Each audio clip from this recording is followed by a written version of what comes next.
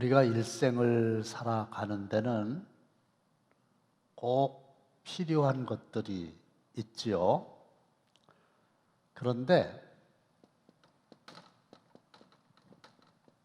이 필요한 것들이 채워지면은 행복한 거고, 꼭 필요한데 그게 채워지지 않으면 불행하다는 생각을 하게 됩니다. 복지학에서는 필요를 니즈라고 이렇게 하는데, 일반적인 필요가 있어요. 요거는 돈으로 해결할 수 있습니다. 무엇을 먹을까? 무엇을 입을까? 무엇을 마실까? 뭐 이런 건 필요하잖아요. 이런 건 돈으로 사면 돼요. 그 다음에 기본적인 필요가 있는데, 요거는 돈 갖고 안 돼요. 근데 살아가는데 필요해요. 무엇을 통해서 할 수 있느냐면 사람을 통해서 채워지는 거예요. 뭘까요? 위로.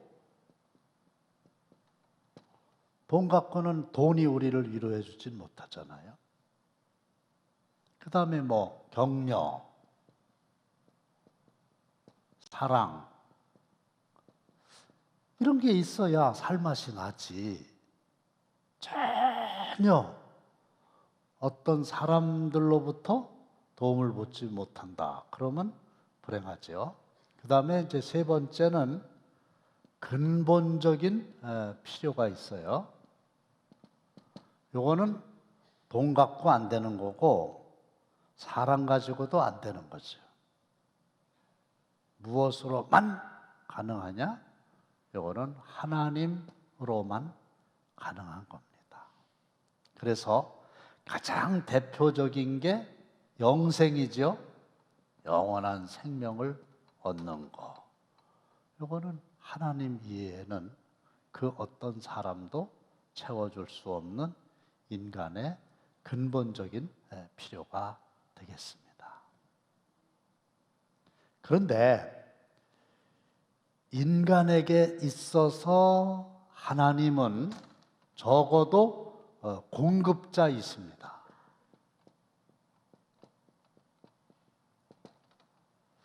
오늘 본문을 다시 한번 읽어보실까요? 시작. 누가 너를 남달리 구별하였느냐? 내게 있는 것 중에 받지 아니한 것이 무엇이냐? 내가 받았은즉 어찌하여 받지 아닌 것 같이 자랑하느냐? 내게 있는 것 중에서 하나님으로부터 받지 아니한 거가 뭐가 있냐 이거예요. 다시 쉽게 말씀을 드리면은 내가 내 것이라고 부르기를 즐겨하는 모든 것들이 다 하나님이 공급해 주신, 하나님이 주신 거임을 고백하며 살아가시기를 바랍니다. 아들, 딸, 귀하죠. 누가 주셨어요? 하나님이 주셨잖아요. 갖고 싶어도 못 갖고, 아들 갖고 싶다고 아들만 갖는 것도 아니고, 딸 갖고 싶다고 딸만 되는 것도 아니고, 온전히 하나님이 주신 거란 말이에요. 그래서 하나님은 인간의 필요를 채워주시는 공급자예요. 그래서 하나님으로부터 필요한 것을 받는 우리 인간의 입장에서는 하나님이 필요한 걸 다 주시니까 우리는 뭐라 그래요? 하나님 감사합니다. 이렇게 이제 고백을 해야 되는 거예요.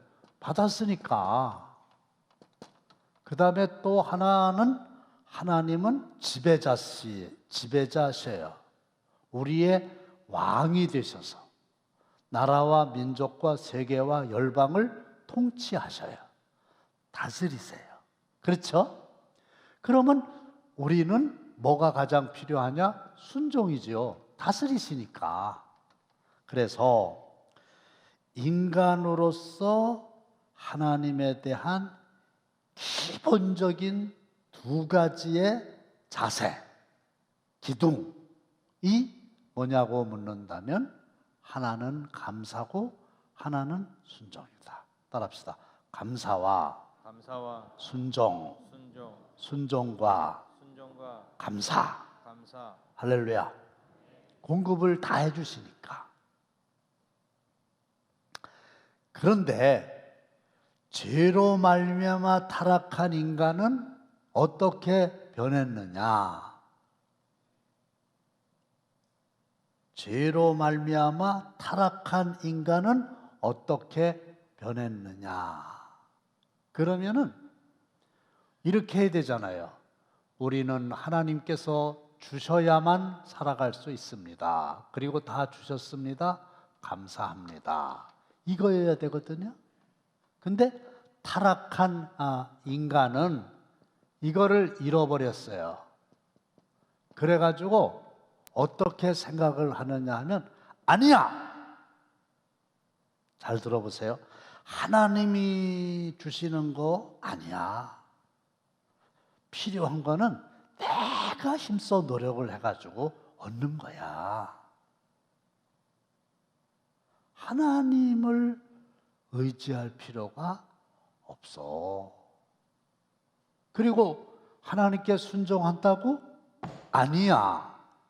내가 잘 생각하고 내가 잘 판단하고 내가 잘 결정하고 노력을 하면 얼마든지 필요한 것들을 다 얻을 수가 있어. 이게 타락한 인간의 본성이에요. 독립정신. 하나님으로부터 나는 독립해서 얼마든지 내 능력으로 살아갈 수 있다. 이게 가장 큰 문제입니다. 그래서 본질적인 죄라고 하는 건 뭐냐? 예레미야 2장 13절 여기만 있어요. 시작. 내 백성이 두 가지 악을 행하였나니 곧 그들이 생수의 그런 데는 나를 버린 것과 스스로 웅덩이를 판 것인데 그것은 그물을 가두지 못할 터진 웅덩이들이니라. 두 가지 악이 있는데 하나는 생수의 근원 되는 나를 버린 거. 하나님을 버리는 거예요. 하나님께 순종하며 살아갈 필요가 없어요. 두 번째는 뭐냐면 스스로 웅덩이를 파는 거예요. 생수를 먹어야 살잖아요. 그래서 생수의 근원인 하나님을 의지하면 되는데 생수를 버렸으니까 물을 어떻게 한다는 거예요? 나 스스로 판다는 거예요. 그래서 스스로 웅덩이를 파요. 그게 자립심이거든요. 근데 문제는 물을 가두지 못할 터진 웅덩이들인 거예요. 터진 웅덩이이기 때문에 아무리 웅덩이를 파도 거기서 물을 얻을 수가 없는 거예요. 그런데도 하나님 없이 그냥 자기 열심으로 살기만 하면은 행복한 삶을 살 수 있다. 이렇게 잘못 생각하고 있는 거거든요. 그러면 감사의 사전적 의미는 뭔가? 사전적으로 감사가 뭐냐 하면 지난날 받은 은혜에 대하여 고마워하는 마음이에요. 부모님의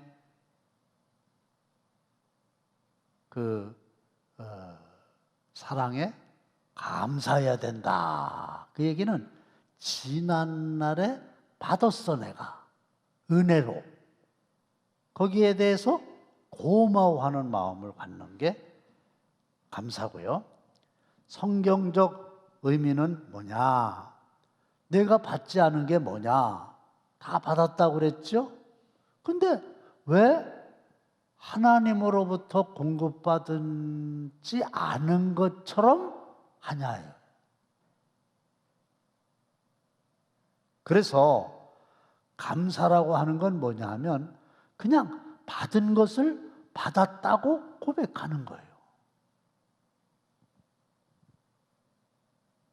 근데 감사의 반대는 뭡니까? 내가 아닌 다른 인격을 인정하고 높이는 행위가 감사거든요. 하나님이 주셨다고, 부모님이 주신 거라고, 내가 아닌 다른 인격, 다른 분을 높이는 거예요. 그분의 덕이라고. 이게 감사예요. 근데 그게 아니고 자기의 덕이라고, 자기의 노력의 결과라고 이렇게 하는 걸 뭐라 그래요? 자랑이라고 그래요. 그래서 감사의 반대는 어떤 측면에서는 자랑이다. 감사합니다. 그거는 자기에 대해서 감사합니다. 이런 사람은 없어요. 그렇죠? 누군가 하나님이 됐든 부모님이 됐든 선배님이 됐든 누구에게 다른 인격에게 감사합니다. 이러는 건데 그걸 안 하고 내가 다 필요한 것들을 노력해서 얻은 거야. 그러면 이건 뭐가 돼요? 자랑이 되는 겁니다. 그리고 자랑은 자기가 했다는 거니까 교만인 거예요.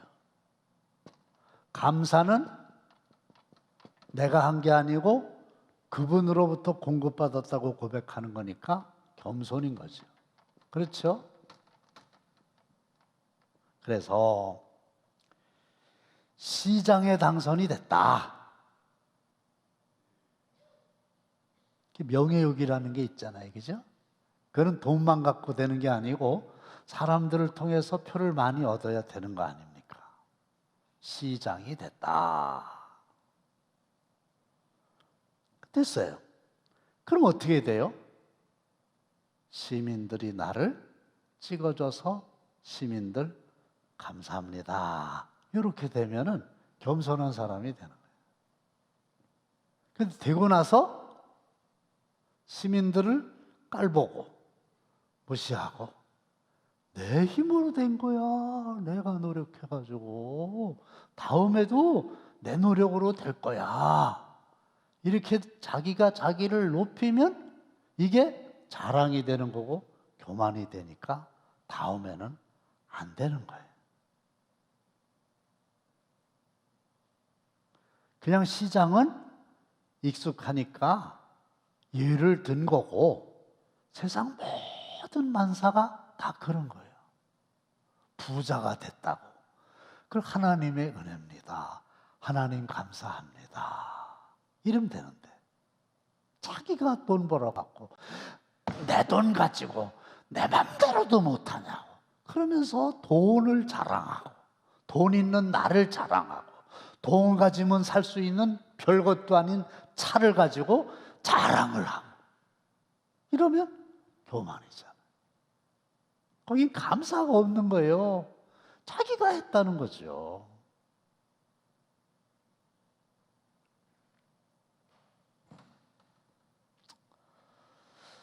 자, 누가복음 15장을 보면 잃어버린 양의 이야기가 나오고 잃어버린 드라큘라가 아닙니다.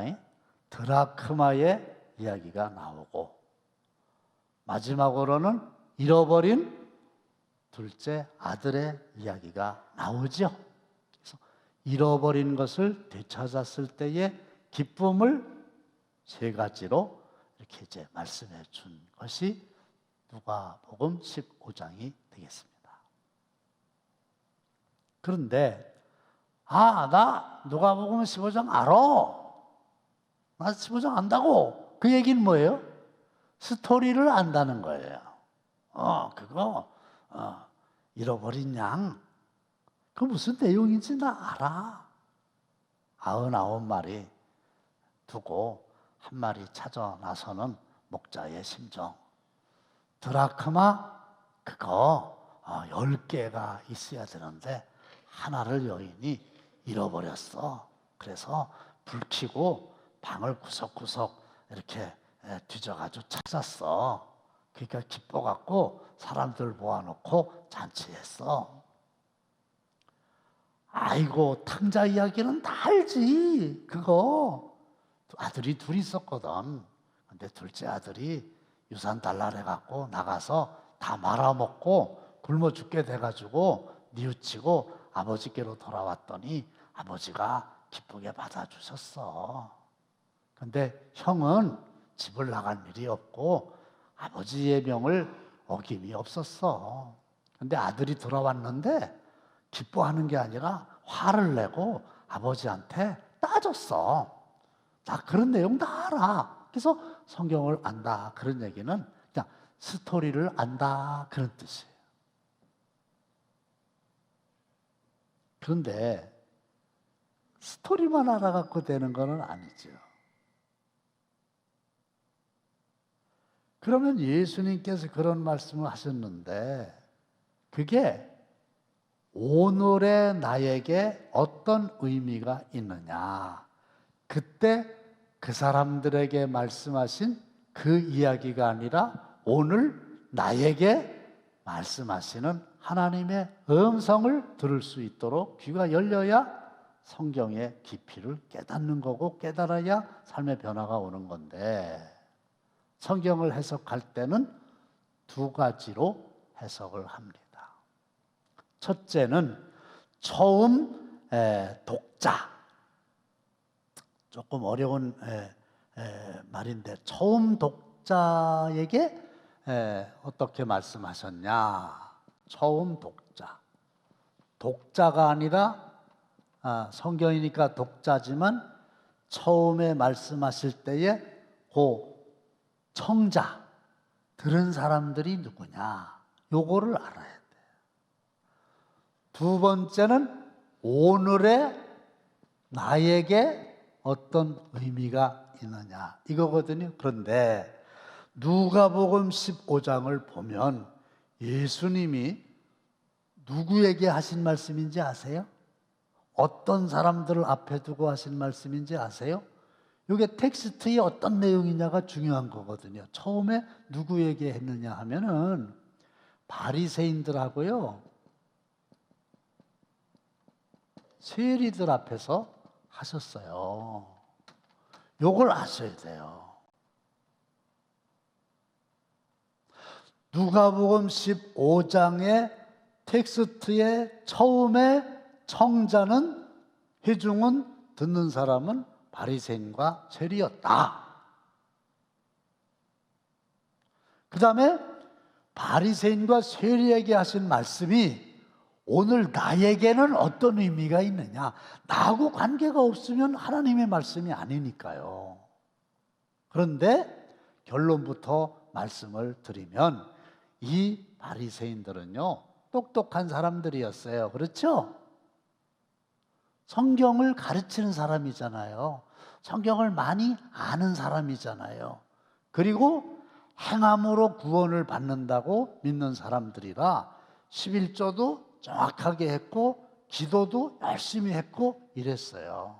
근데 예수님께 대해서는 불평이 많았어요. 그렇죠?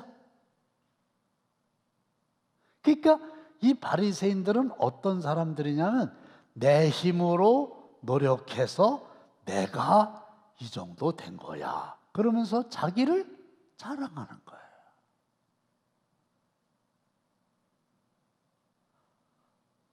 주님에 대한 감사가 없는 거예요. 주님의 말씀에 순종하려고 하는 생각이 없고 내 중에는 자기들 마음에 안 든다고 예수님을 잡아서 죽이는데 앞장을 선 거예요. 그러니까 이 사람들은 감사는 없다 이거지. 뭐만 있어요? 원망이 가득해요. 교만이 가득해요. 교만. 자랑을 하니까. 여러분들 중에서 그런 사람이 있지 않냐 이거예요. 별거 아닌 것도 지자랑하고 하나님 안 믿고 맨날 원망이나 했었고. 근데 세리는 어떤 사람이냐? 죄진 사람이에요. 부족한 사람이에요. 할 말이 없는 사람이에요. 근데 자기가 죄인이라는 걸 알았어요. 그래서 주님으로부터 용서를 받은 거예요. 그랬더니 나 같은 죄인 용서해 주셔서 너무 감사합니다. 그리고 겸손하여 감히 눈을 들어서 하늘을 바라보지도 못하고 고개를 숙이고 감사합니다. 이거란 말이에요. 그러면 하나님의 눈으로 볼 때 여기가 진짜냐 여기가 진짜냐 그걸 말씀하고 계신 거예요.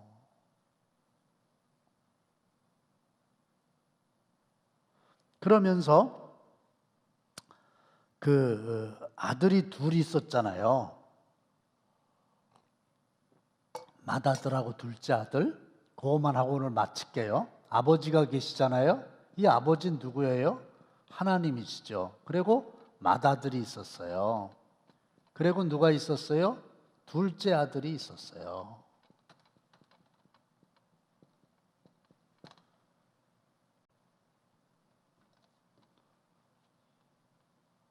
둘째 아들이 있었어요. 근데 잘 아시잖아요. 이 둘째 아들 얘기를 좀 먼저 하면 처음에 아버지하고 같이 살았잖아요. 그렇죠? 아버지 집을 떠난 일이 없고 아버지하고 같이 살았단 말이에요. 근데 어느 날 뭘 달라고 그래요? 자기 몫의 재산을 달라고 그러잖아요. 근데 재산을 달라고 그러는 건요, 이거 아주 생각해 볼 문제예요. 유산은 뭐예요? 돌아가신 다음에 자녀들에게 주는 건데 살아 계신데 돈을 달래 자기 몫을. 그 얘기는 뭐예요? 가로 열고 빨리 죽었으면 좋겠다 이거요. 아버지 빨리 죽어갖고 아버지 재산 나한테 줘야지 왜 나 안 주냐고.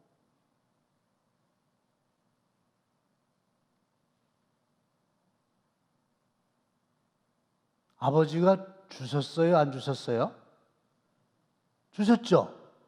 그러면 그걸 주면은 이 둘째 아들이 말아먹을 거를 알았을까요? 몰랐을까요?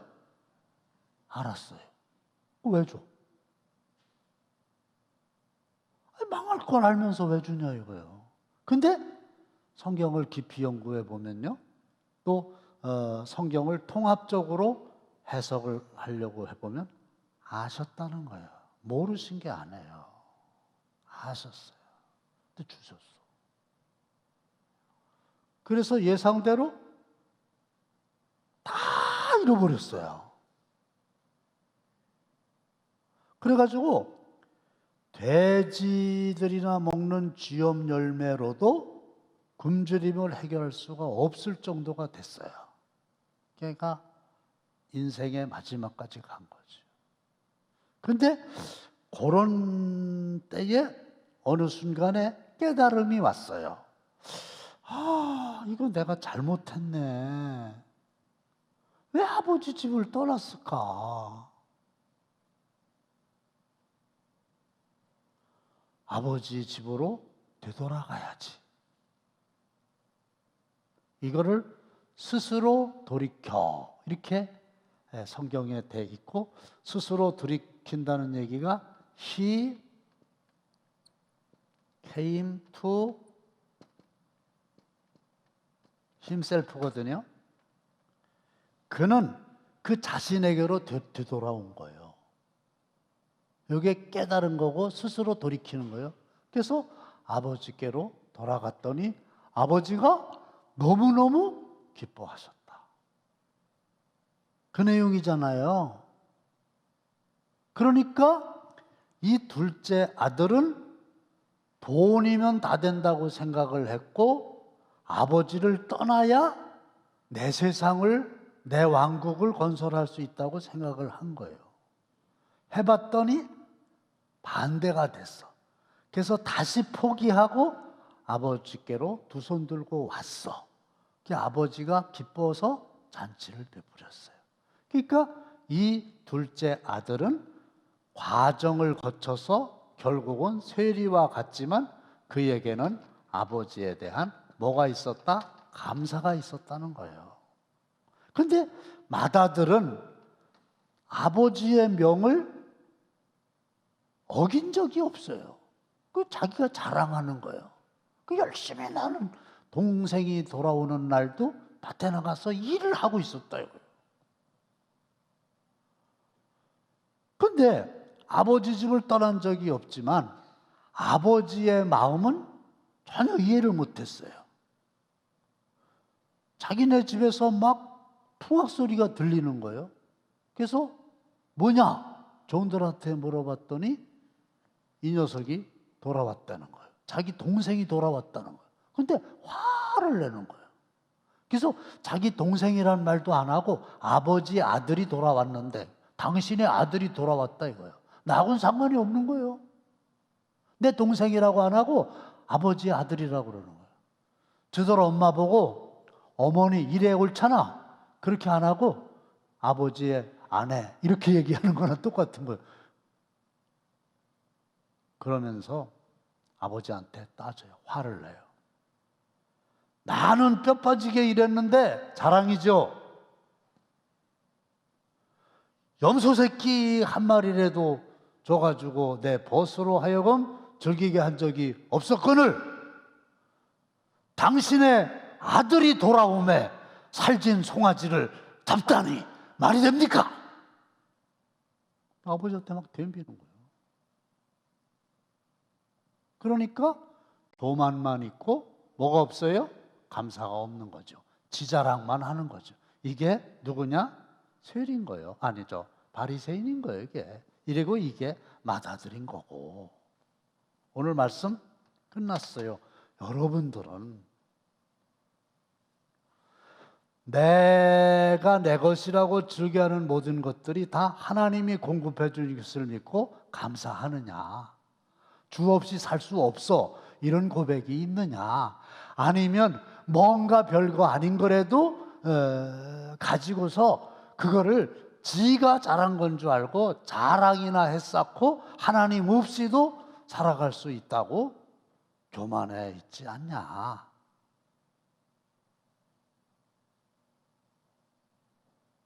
그래서 아버지가 기뻐하는 건 잘못했어도 돌이키고 감사합니다. 이런 거지. 뭐 도덕적으로 깨끗한 것 같고 열심히 하는 것 같은데도 지 자랑만 자기만 높이고 하나님도 필요 없고 원망만 하고 하는 건 소용이 없다. 전 어제 감동받은 일이 있는데 어디서 뭐 물건이 왔어요. 택배로. 이렇게 뜯어보니까 제 아내의 것인 거였어요. 근데 내 아내가 말하기를 아니라고 그거 당신한테 보낸 거라고. 그게 뭐냐면 오늘 이거 입고 나오니 폴라티예요. 이쁘죠? 근데 제가 이렇게 계절이 바뀔 때쯤 되면 아주 어렸을 적부터 편도가 약해갖고 몸이 좀 여기가 붓고 여기가 부으면 몸살기가 오고 그러는데 이걸 이비인후과에서 제거하라고 그랬는데 아직까지 제거 안 하고 그냥 잘 살거든요. 그래서 제가 요렇게 목을 따뜻하게 하는 거를 좋아해요. 그랬더니 어떤 분이 제게 별것도 아닌데 아마 평상시에 고마워하는 마음이 있었다는 거예요. 그게 고마우니까 감사하잖아요. 그래서 갚아야 되는데 갚을 길이 없어. 살기가 좀 어려우시거든요. 그런데 제가 폴라티를 좋아한다는 거 알고 이걸 택배로 보내셨어요. 내가 전화를 했지, 고마워서. 그랬더니 미안하다고. 본인이 입으시던 옷이래. 본인이 빨았대. 네. 그랬는데 제가 이게 필요하다는 말을 듣고 새로 새 것을 사줄 마음은 있으나 능력이 안 되고 그래서 내가 입던 것을 이렇게 빨았는데 보내드린 거라고. 새거보다 더 감동적이죠. 그게 감사함이에요. 감사함. 다른 사람에게 고맙습니다. 그리고 그 마음이 벌써 그렇죠? 별거 아니라고 생각하면 별거 아니고 죄송하지만 저희 집에 폴라티가 여러 개 있어요. 그러나 부족한 것 같지만 감사가 있단 말이죠. 여러분들은 바리새인으로 사시겠습니까? 세리로 사시겠습니까? 원망하며 살겠습니까? 감사하며 살겠습니까? 교만을 떨겠습니까? 겸손하시겠습니까? 겸손하게 하나님께 감사하며 살아가는 저와 여러분들의 생애가 꼭 되시기를 주님의 이름으로 축원합니다.